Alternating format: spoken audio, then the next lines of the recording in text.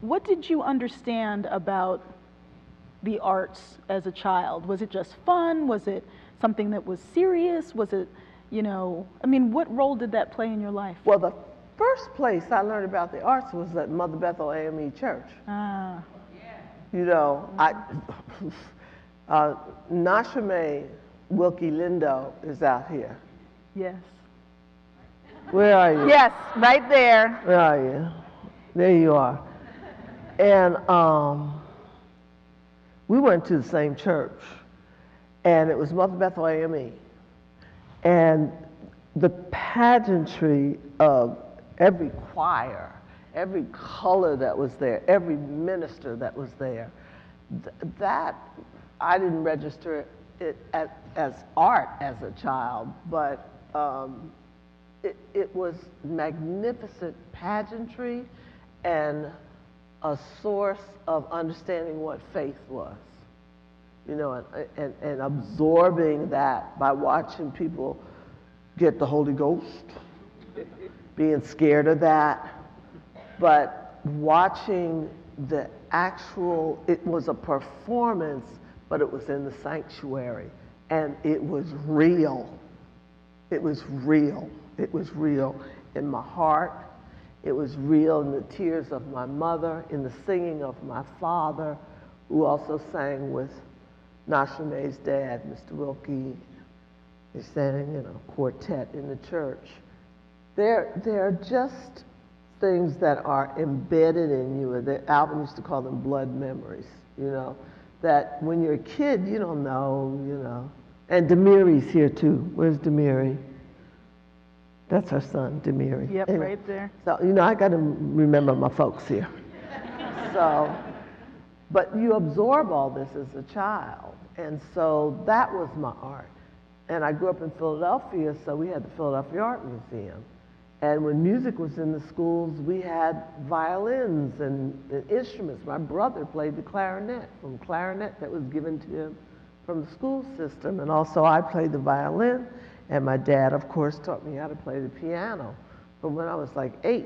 So I took my first lesson at 12, and I already knew how to play things with strange fingering, but I knew how to play. And I also understood the beauty of how to carry yourself. There was nothing but queens in my household. You know, if my mother could see me sitting this way. My mother can't see me sitting this way. Let me sit up a little straight. Oh, because there was a ruler in her back. She was a queen, and my father was the king of the household, and they carried themselves in certain ways. And my ballet teacher, Marion Sujet, that was my first ballet teacher when I was 6 years old. Mother knew, Dad knew, mother mostly, I guess, that I was going to be a gangly kid, because I had very long legs and long arms. And I also wore corrective shoes because I must have been pigeon-toed and bow-legged, knock-kneed, everything you could think of. But look at me now, I mean, you know. So I took my first ballet lessons at the age of 6 from a very powerful black woman who happened to look white. She had red hair and white skin, green eyes.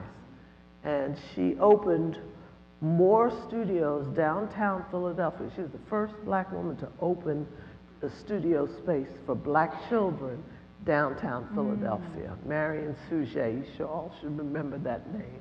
So those were my influences, the Rodin Museum, but basically it was the church, right.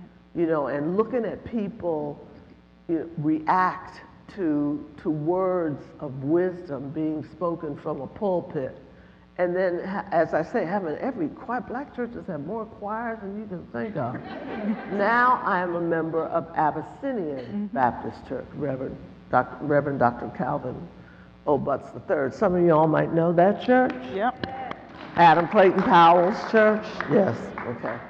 So, and I have to tell this story even though I digress. Oh, I love it. Because I think I told you earlier that I was baptized there. Because when you, any other church, you know, you get the sprinkle. But if you're Baptist, you got to get dunked. You're just completely submerged. The person that baptized me at Abyssinian, was Reverend Ebony Marshall Turman, who was a member of the first class of Ailey Fordham BFA program.